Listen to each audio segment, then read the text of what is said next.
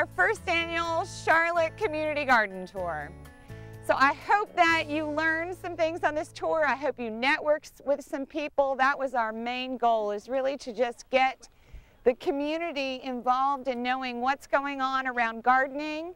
And if you've never gardened, to just show you very simple ways to do it. I use a compost keeper in my kitchen. I put all my food scraps in there. About once a week or so, I go out into the garage and I dump this into the bins. I split it up. Gardening in general is a way to take responsibility about the food that you put into your body. It's also a great way to teach young children about fresh food. So many of our kids these days don't know where our food comes from. So it's really good for responsibility and teaching patience. Each time we plant about 6 inches deep, depending on which type of plant. Like for example, like the stone edge cabbage, we planted like 6 inches deep. And then we cover it with dirt. So we had to cover it up and then fertilizer so it wouldn't burn the plant up too much. So we covered it with dirt, and then we put the plant down and cover it with dirt too, and we water it. The Males Place is a mentoring group, and so my son Naya has been attending for approximately 7 months, and we can see the change in him. He's much more outgoing and much more communicative now that he's part of the group. So this is an opportunity for him to meet weekly with peers from different walks of life and have some be in a safe environment and work on his social skills. What I've learned is I've learned responsibility.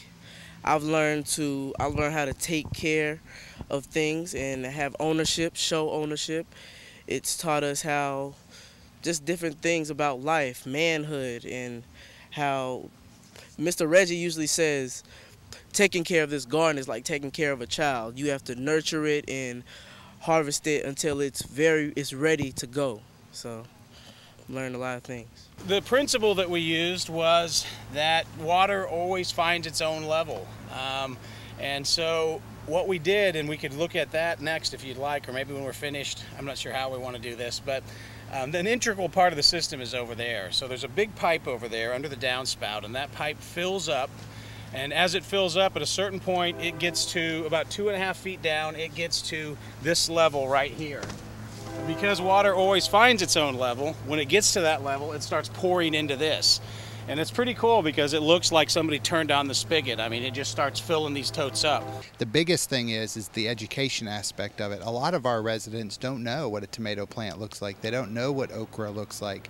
They don't even know where potatoes are grown. So this garden really helps us on an educational level. We can come out in the morning, check out the garden, see what's growing from day to day, harvest what we need for the day, and add that to our daily lunch or dinner menus, whatever we may have. And it's more of an educational tool. It gets you out here, gets you out into the day, gets out in the sun. A lot of our residents are recovering, so it gets them a time to be therapeutic and do a little work. And then also, you know, we can see our products from where it was as a seed to how we're eating it. So it's a great learning tool for us, and that's how we use it.